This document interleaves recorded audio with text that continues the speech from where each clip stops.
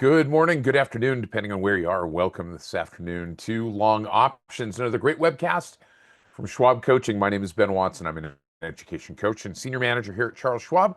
Joined out there in the chat by my good friend Michael Fairborn, sitting in today for my other good friend Rachel Deshelle. And we're going to be talking a little bit about long options today, going both directions, because it's been one of those kinds of days today where we've had a little bit of down, a little bit of up, and in some of the same sectors, to be fair. So Mike's out there to help answer questions and keep the conversation going. If you're here with us live, be a part of that conversation by leaving a question or a comment in the chat. If you're here in the recorded version, leave this comment in the comment section. We're glad to have either one of you here with us. As we jump into this discussion today, a couple of quick housekeeping items that we need to take care of. First of all, remember that everything we talk about is simply for illustrative and educational purposes only. It is not any kind of a recommendation or reference or solicitation about a particular account type or strategy or anything else. Remember that options carry a high level of risk. They are not suitable for all investors. Make sure that you're aware of the characteristics and risks of standardized options before considering any option strategy. Also, we're going to be talking a little bit about some of the option Greeks today. Those option Greeks are theoretical in nature. They are not guarantees. It's a dynamic market and a dynamic environment. So if one option Greek is moving, so are several others. Now, we're going to also use some technical analysis in this discussion as well. Technical analysis is theoretical in nature, as are option Greeks. Probability analysis, fundamental analysis, it doesn't matter. None of those are guarantees as to what the market is going to do. And it's important to understand that Schwab doesn't recommend the use of technical analysis as a sole means of investment research. We're going to be doing all of this in the Thinkorswim desktop software platform, specifically the Paper Money platform. And that is a great learning environment. It's not a guarantee of future success, but it's a great sandbox to play. However, some things don't work in Paper Money the way that they do in a live trading account, namely early assignment of short options. That doesn't happen in paper. And order fill prices will generally be different in Paper Money than they will be in live trading. Paper Money generally fills at the midpoint, which is algorithmically derived. Live trading is going to happen as a function of market forces. Also, as we get into this, remember the past performance, no guarantee of future results. And, we get into things like stop orders. We'll talk a little bit about using those in relationship to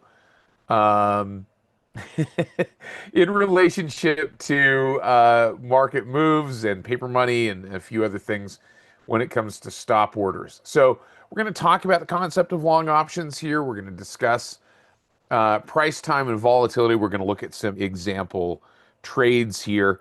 I'm going to pop over here to the Thinkorswim desktop software platform. We're just going to take a quick peek at what's going on in the market today. It's been an up and down kind of day.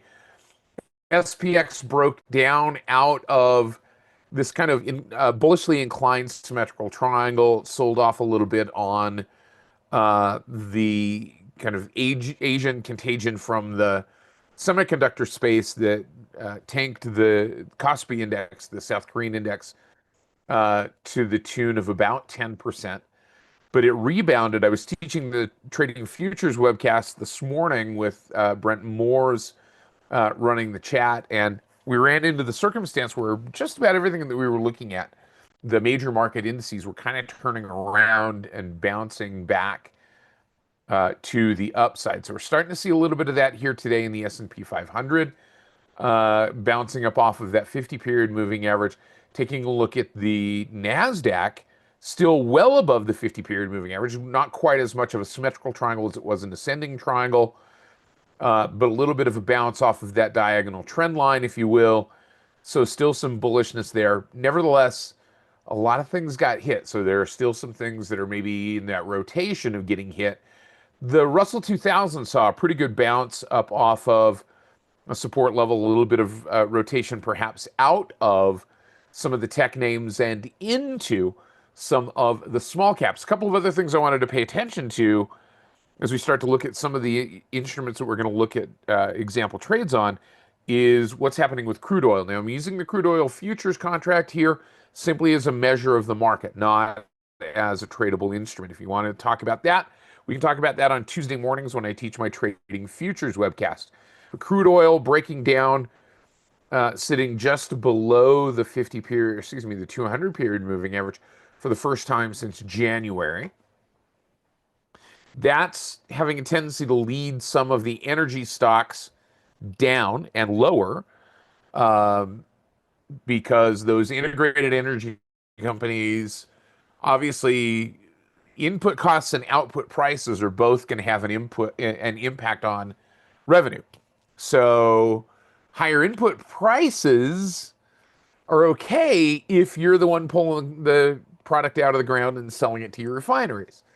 Higher input prices or costs are okay if you're the one selling them. Higher input costs are not so okay if you've got to manage that input cost and it's also an impact to the price at which you are able to sell refined products. So large integrated energy companies not doing so well today, or over the last couple of weeks, starting to see that move back down to the downside. So maybe a little bit of rotation. Mike Fairborn talks a lot about sector rotation. I know he talks about that on Friday afternoons, market and sector analysis, and that webcast that he teaches then where he talks about those sector rotations. The other thing I want to look at here really quickly, and I'm going to pop over to a different grid for this, but I'm going to pop over to my VIX grid. And in the VIX grid, what I wanted to look at here is where implied volatility broadly was going. And look at implied volatility here. We saw a big jump to the upside. In fact, a gap up. It had been remaining a little bit elevated up in about the 16 handle, not moving as low as it was, say, 2 weeks ago, where there was perhaps a little bit more complacency. But nevertheless, you know, I mean, a 10% drop in a world index that translated into the Nikkei being down almost 10%, which translated into the S&P 500 being down a percent or so this morning. We're not seeing such a huge spike in the VIX at this particular point, right? Now, could VIX go higher? Yes.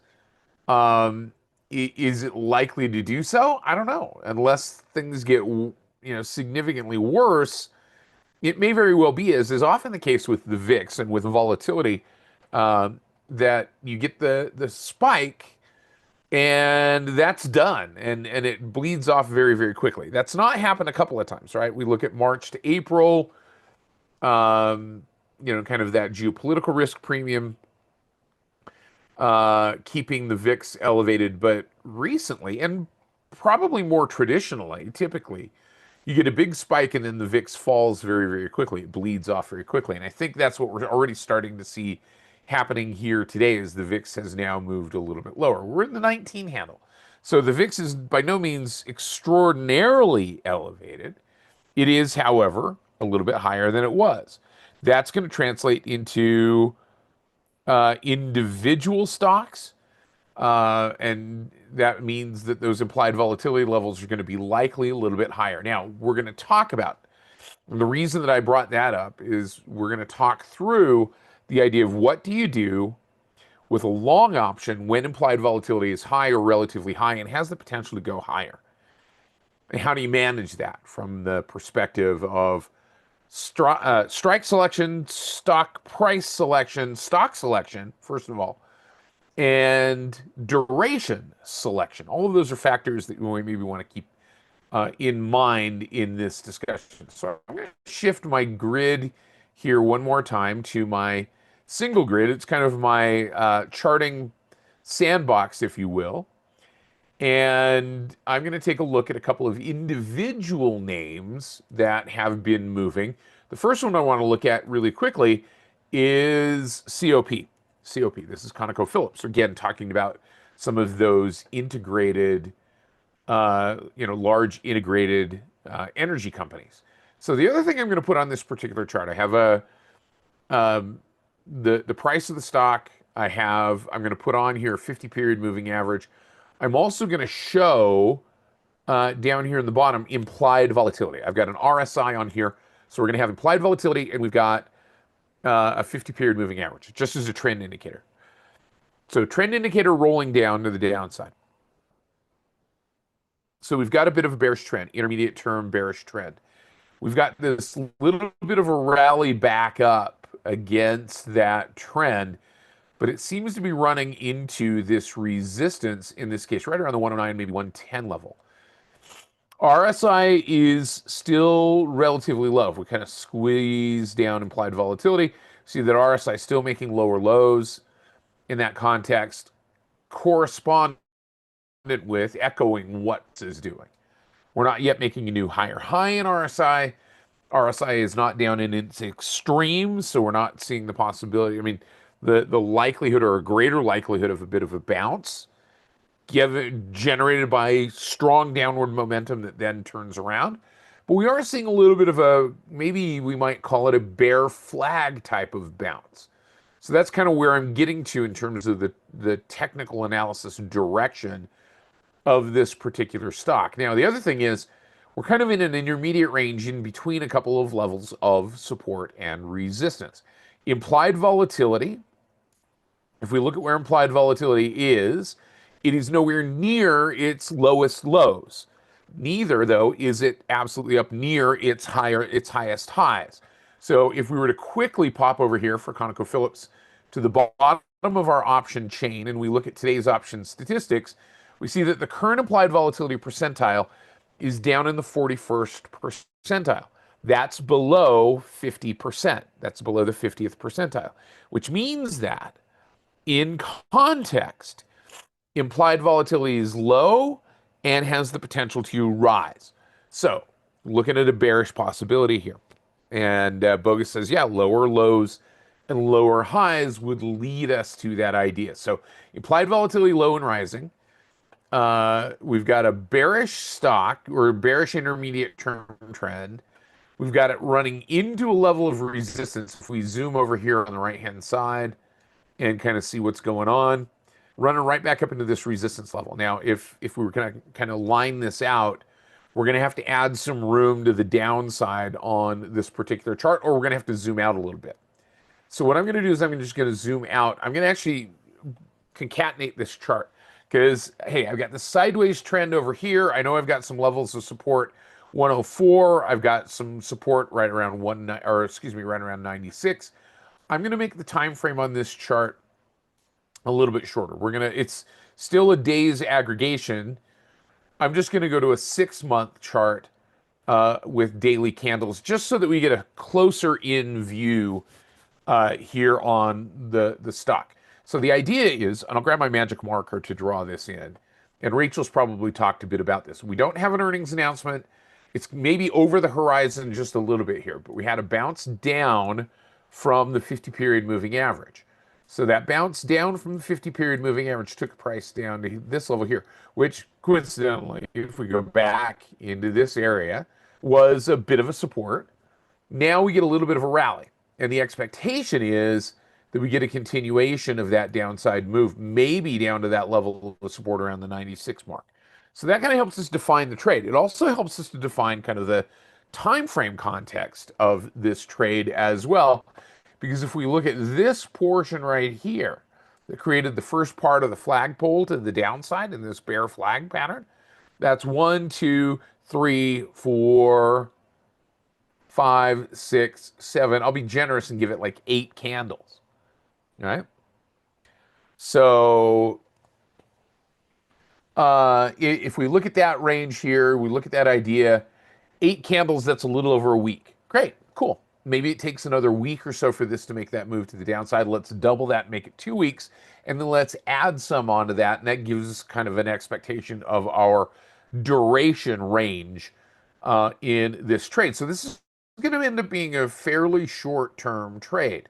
So here's what we've got going on. Implied volatility low and rising. We've got bearish momentum. It's not down in that extreme, at least on the daily chart using the 14-period RSI. So it can, I mean, it's got the room to move lower from an RSI standpoint. Not that RSI dictates, RSI is going to follow.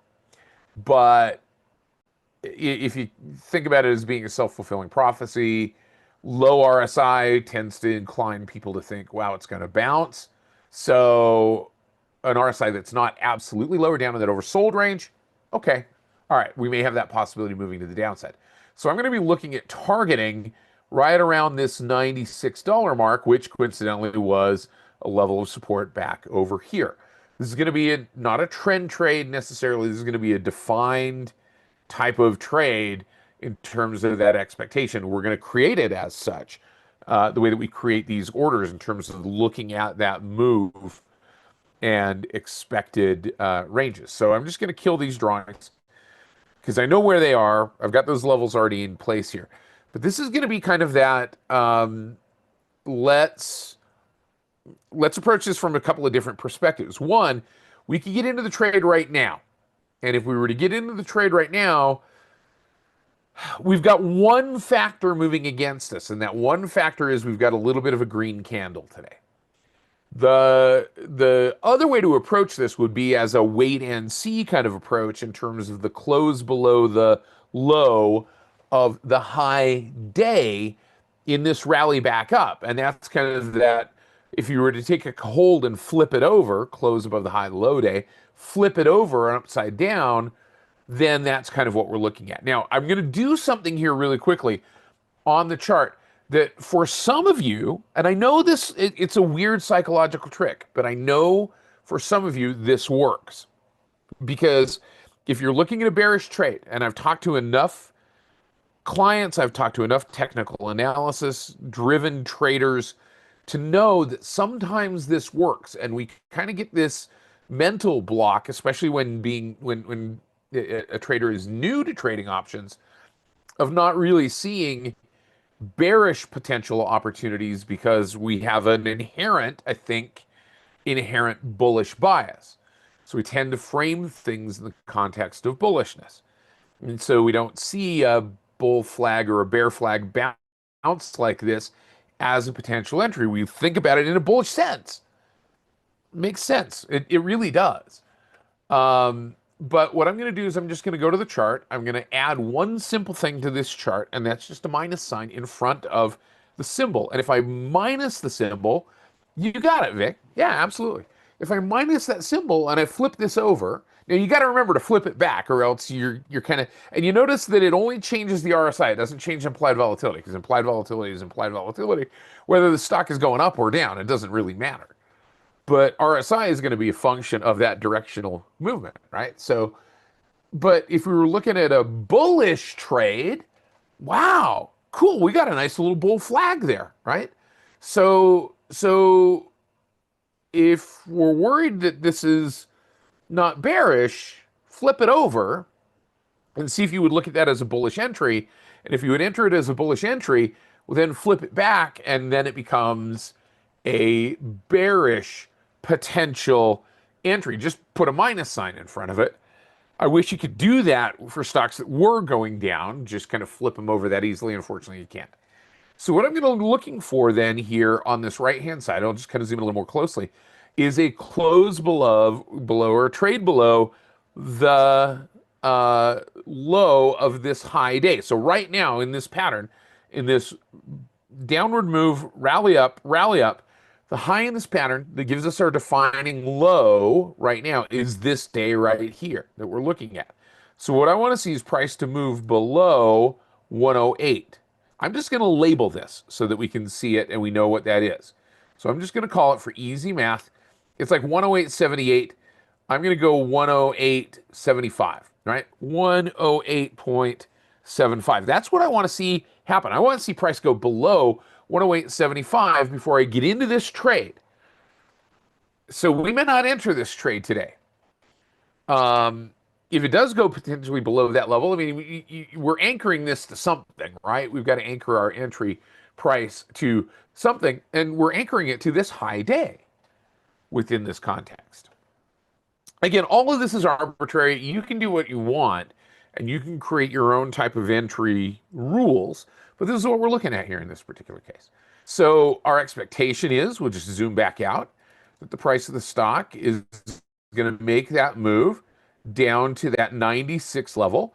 So I'm going to zoom in over on the right-hand side again. Once again, we're going to kind of squish this down so that we can see it. So we're going to squish this down. So I'm going to just label this like I do in the futures class so that you know what we're doing here. So that's going to be our entry into the trade. Our target is going to be down here, down around that 96.26, 96.25 level. And our stop is going to be some level off of this, what is now acting as potentially a resistance level. I'm going to put it up here where I see this other level of what was resistance potentially now acting as a potential resistance, was acting as support level, but now acting possibly as a resistance. So I'm going to make my stop, let's just label this. My stop is going to be right up here to about 112. I'm even going to give it a little bit. I'm going to give it to 113 to go to that stop, right? So now, you could do a covered call on this, but remember the name of this particular webcast is long options. So we're going to look at trading a long put option here. We're going to look at that move to the downside. So that's going to be my stop. We said stop right there. That's going to be my stop target, entry, stop. That's how we're going to create this trade. Now, what we're going to do, though, is because we could do it a couple of different ways. We could look at doing a hypothetical about what the price of the stock might translate into in terms of the price of the underlying option. But I don't know how really, with any degree of certainty, I can estimate what the price of that option is going to be if a particular circumstance is met. So we can do some conditional orders. Now, those have some drawbacks as well, because the prices might not be what we want them to be when those orders get placed. But we're going to use conditionals for this one. Now, I'm going to go over to the trade tab, and I'm going to look at the options here. So remember I said it's likely to take 8 days, and then we'll double that. So we'll make that 16 days. So we're at 16 days. That puts us out to the 10 July already. Now, 10 July might be okay. And here's the thing. If we were to look at the 10 July expiration, we were just to say double the length of time that I think it's going to take. One of the things I want to do is I want to cross-check by going over to the right-hand side and saying, what's my expectation in terms of the expected move? Now, that's not a guarantee. That's just what implied volatility suggests. So the expected move in 16 days is about $6. So let's go back to the chart and let's double check that. So I'm looking for a move. Let me just grab my calculator because I want to make sure that I'm doing the easy math correct here. So if we were to get into the trade, if the entry into the trade for the stock, and we're using that as a means to start this process, is 108.75 minus about $6 puts us down around 102. That doesn't get us there, right? So we're not likely to see that move to our target in 17 days, at least not the way that the market is pricing it in. Could it do that? Yes, absolutely. There's no direct correlation between that implied volatility expected move and what the price of the stock actually does. In fact, the price of the stock oftentimes moves less than that amount. That tends to be a little bit over exuberant. So here's what I got to think about. If my expectation is the price of the stock going down to 96, let me clear that entry. The price of the stock moving down to 96. So let's do this. Let's go our entry at 108.75 or thereabouts. And we subtract from that 96.26 or thereabouts. That gives us to do about $12.50 of movement, right? $12.50 of movement to the downside. So let's go back to our option chain and go backwards and kind of work backwards from there. So that would put us at the 10 July expiration, 17 days. That's 8 days of potential movement times 2.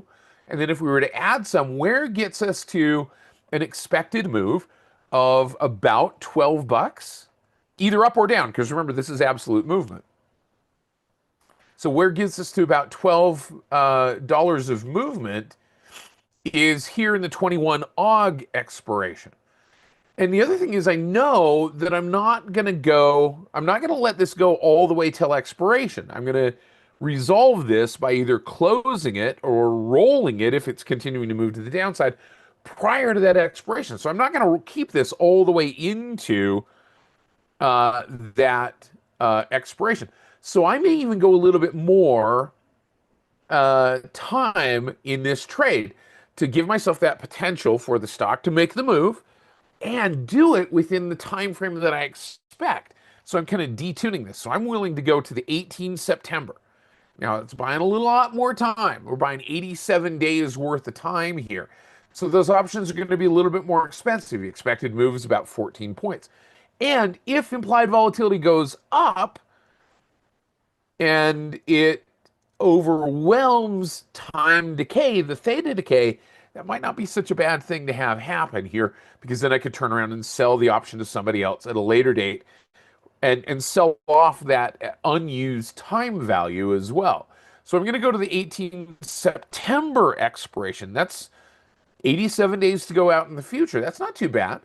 Gives it enough time to make the move, plus some buffer to do something with, plus it mitigates some of the impact. Now, what it changes, though, if we look at Delta, Theta, and Vega, and we go to a long put option here, what it changes is it means that our Theta is going to be a little bit smaller and our Vega is going to be a little bit larger. So this still becomes a less sensitive to time decay, more sensitive to implied volatility changes type of trade. If we were to go back to that first one that we looked at, the 10 July, and we were just say there, right, we can see that our Theta now starts to increase, but our Vega has decreased. If you remember, Vega gets smaller as we get closer to expiration. So I don't get as big a bang from a rising implied volatility. So if the price of the stock goes down, especially with the put option, where there tends to be a little bit more of a put skew, where those puts tend to become a little bit richer and tend to be a little bit more sensitive to downside movement, because implied volatility often picks up there on downside movement, I want an option that has a higher sensitivity to implied volatility, or in other words, a higher Vega number. So I'm just fine going out to that 18 September expiration. Now, do I avoid earnings when choosing expiration, or how do I take it into account? Well, I know where it's going to be. I'm not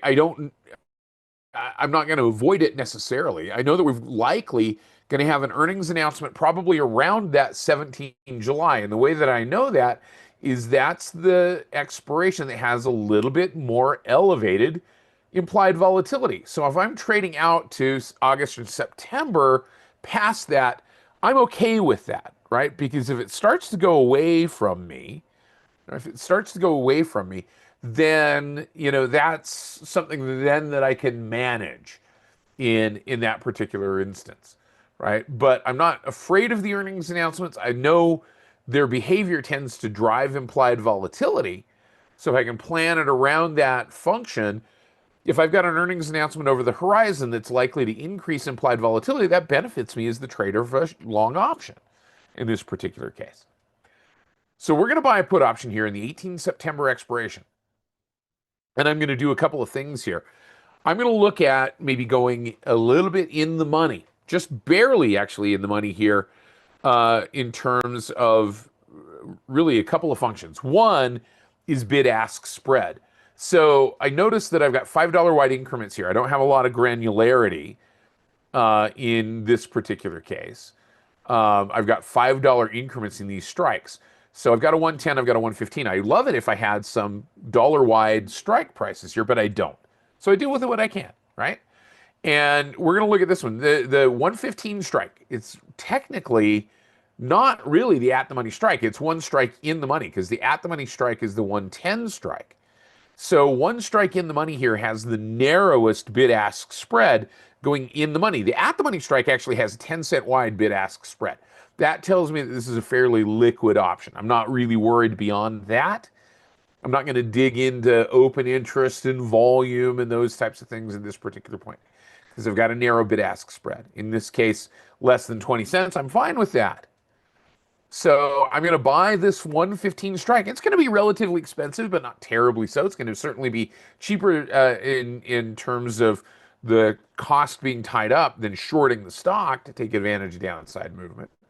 I've got about a 57-cent delta, which means that I've got about a 60% probability of this option being in the money at expiration, which is what I want to have happen. I've got a relatively low theta, and I've got a relatively high vega. So this isn't a very time decay sensitive trade at this point, and it is a pretty sensitive implied volatility trade. So I've kind of factored all of those things into the mix to work in my favor. So I'm going to look at buying this 115. Now, what we're going to do, now that I know that that's my strike price, is we're going to create this order. I'm going to do this. I'm going to come to the ask price and I'm going to right click. And I'm going to do this. I'm going to buy custom with OCO bracket, right?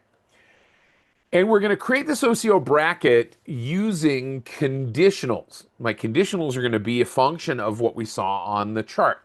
So I'm going to flip back over here to the chart for a second. Now that I know what's going on in the trade, I'm going to pop back up here my order information. I'm going to squish down implied volatility. I'm going to squish down so that I can see price. Let's kind of squish those down here. So squish and squish. I know what's going on with those. I want the focus to be on price and price action. So now we've got our points at which we're going to look at taking this trade off. If I were to put this on, what I would have to do is do kind of a hypothetical. What is this option likely to be worth at my target? What is it likely to be worth at my stop? Which is theoretical in nature and almost never right, because if one thing's changing, so are others. So I'm still going to work off of like the bid ask and try to work this inside that midpoint or to that midpoint, right? But what I'm going to do is I'm going to use this little gear icon. And if you come right over here to the right hand side, let me just kind of highlight this so that you can see where I'm going for those of you that are not familiar with this. If you go to this column right here, okay, go to that column right there, and then you hover your cursor over that column, you see that little gear icon that pops up. That little gear icon gives you access to the order entry dialog, the order conditionals, right? Or order rules, I think is what it's called. So the first one we're going to do is this one, 950. And so what I'm going to do is I'm going to do this. I'm going to bring up this order rules dialog. I don't know what this trade is going to be in terms of absolute price at that level. I could do a little work and try to work it inside that midpoint, but I'm more concerned about getting into the trade at this point. And my entry, we said, was going to come on that move below 108.75, right? 108.75. So what I want to do is I want to change this to market because I'm not really that terribly concerned about what that option is going to be priced at if this condition is met, nor do I know. And I'm going to change it to good till canceled. But what I'm going to do is I'm going to add a condition here that says if ConocoPhillips marks, right? Marks, that's the midpoint. This is the mathematically or statistically derived midpoint. At or below, we said 108, right? We said 108.75. At or below 108.75. 108.75. That's going to be my trigger point for this part of the trade. So here's what the order says. Stop, wait, don't do anything. Don't buy this until price goes down below, the price of the underlying stock goes below or to or below 108.75, right? And it'll wait until that happens. So I'm going to click on save. Now I've got my conditional there, okay? So now what I need to do is do my two other conditionals for this order. One of those conditions is the price of the stock moving down. One of those conditions is the price of the stock moving up and moving against me. I'm going to hide a couple of things here. I'm going to hide that RSI and I'm going to hide implied volatility, just kind of clean up that noise. So all we're seeing up here in this upper portion is now price. So let's do our stop. Okay. So the stop is going to be in this particular case, we're going to use our limit, right? We're not buying a long call, Trader Joe. We're buying a long put. We're buying a long put. We're trading this bearishly. Okay. Trading this bearish. Okay. So we're going to make this limit order in fact, becomes our exit. So if price goes up, we're going to get out. But we don't know what the price of the option is going to be at that point. So we're going to say, look, if this is now a market order, right? And we're going to make this good till canceled. I'm going to use the gear icon once again. This is our market order to get out of the option trade if ConocoPhillips marks at or above, which we said was 113. At or above 113, we're going to get out of the trade, right? And this only becomes relevant once we've actually entered the trade. So we're going to place this stop order here based not on the price of the option, but based on the price of the underlying stock. So sell that option that we just bought or would have just bought if the price of ConocoPhillips goes above 113. Click on save. Now that's in place. Now the next one is to the downside, right? So here's the thing. In order to get out of this trade, we want this to be a condition again. So we're going to make this a market. Now, we could do it as a stop. But again, that's going to be a stop based on the amount of the option being, or what the option is priced at. But we're going to use this as a conditional. So we're going to say, if it doesn't go up, if it in fact goes down, which is the direction that we want it to go, get out of the trade, good till canceled. If ConocoPhillips drops to or below, what did we say our price was? Let me kill that real quick for just a second and kind of squish this down. We said 96.26, right? So we're going to use our conditional here once again. We're going to say, fine, if this goes down, we'll make it good till canceled.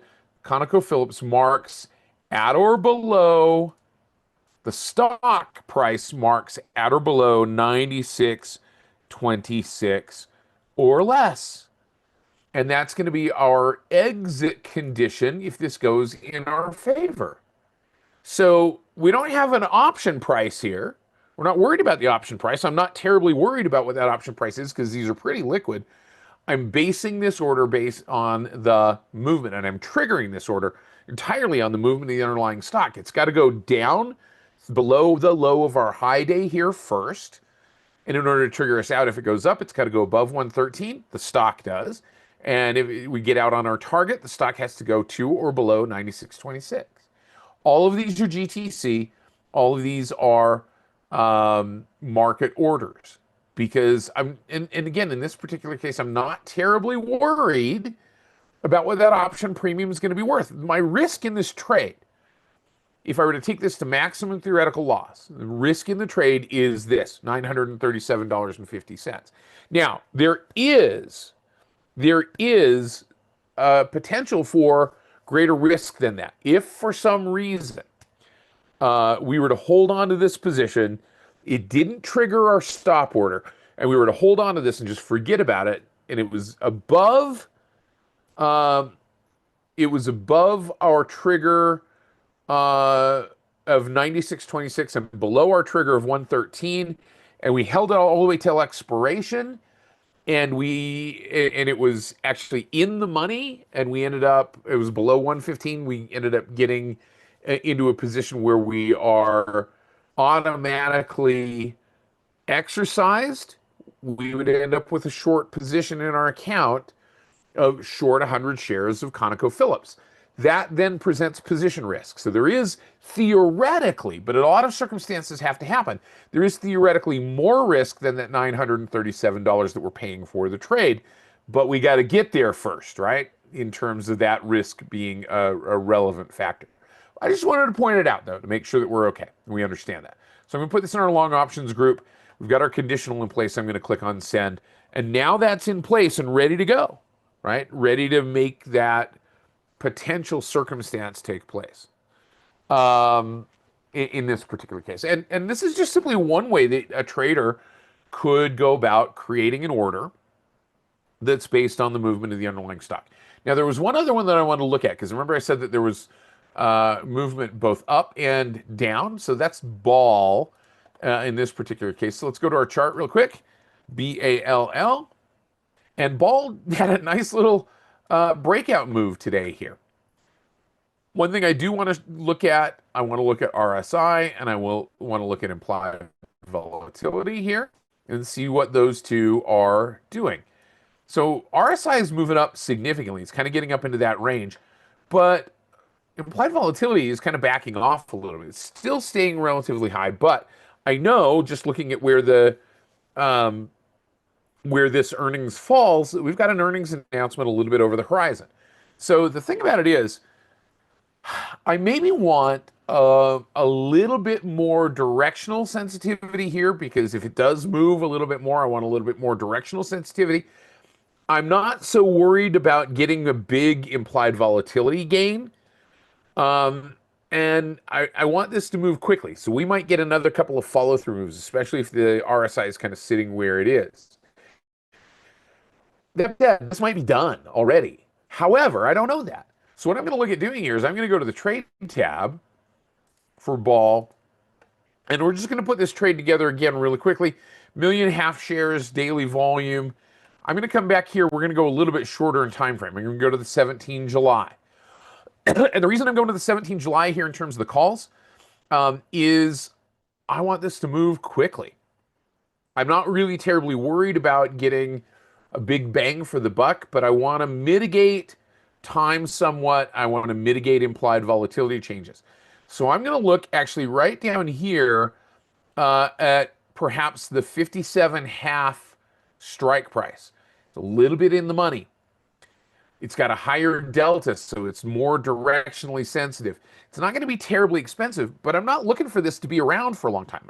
Otherwise, I got to go out to this 21 August. Now, those bid-ask spreads are, well, if we look at the at-the-money strike, the 60 strike, but I've got a much higher Vega sensitivity in that particular case. So if implied volatility does keep going down, that's going to be working against me. So I'm actually going to go to this one. I'm going to go to the 57.5 call for Ball Corp here, looking at a quick move, a follow through in the next couple of days, and then getting rid of this trade very quickly. So I'm just going to go long this trade, recognizing that my sensitivities are not hugely sensitive to time yet, even though it's 24 days to go until expiration. We're kind of getting down in that window. It's still a fairly small theta, and it's still overwhelmed by implied volatility. So if implied volatility does go up, but implied volatility is not likely to go up. So implied volatility going down isn't going to hurt me too much in this particular case. And we're going to work this more towards that mid price. I'm just going to bring this back down a little bit towards that mid, and we're going to create this order. And again, confirm and send. Read through this. We've got infinite maximum gain. We've got a max theoretical loss of about $380. And we'll see if this order fills towards that mid. It's always generally a good idea to work that order towards that midpoint and try to get the order filled there. Work that order a little bit. Don't just put that order in right on the ask. And again, like I said, implied volatility or in paper money, we typically will get filled at that mid price, which we just did in this particular case. So let's look at what we've done so far. In this discussion, we added a short position, or not a short position, excuse me. We added a long put option in COP, ConocoPhillips, and we added a long call option in Ball Corp with that potential for the move to the upside. Yeah, and so Bogus says the spread between the bid and the ask is a bit high. Work it inside that. Right? That gives you an opportunity to maybe work that order a little bit. And if it doesn't fill, wait a little bit and see if it comes to you. All right. Hey, if you want to learn a little bit more about long options, pop on over here to the Trader Talks webcast page. Click on long options. Remember to click on that subscribe button when you come over here so that you have the opportunity to set alerts here, and makes it a little bit easier for you and others to find that content. If you haven't already clicked on subscribe, that's all we ask, is clicking on that subscribe. One other thing, if you've got some time Thursday, and I highly encourage you to make the time on Thursday, join us for our mid-year market outlook right here. It's right here in the webcast page. I'm just going to copy that link. I'm going to pop that link over here into the chat. That's the registration link for this 2026 mid-year market outlook with Jim Ferrioli, Liz Ann Saunders, Joe Mazzola, and a whole host of others. And that's a great place to spend a little bit of time seeing what's going on over the course of the summer. Maybe put some sense to things. My thanks to Michael Fairborn for helping out. My thanks to our great production staff and our great reviewers, and of course, my thanks to all of you. We'll see you again very soon. Take care, everybody. Bye bye.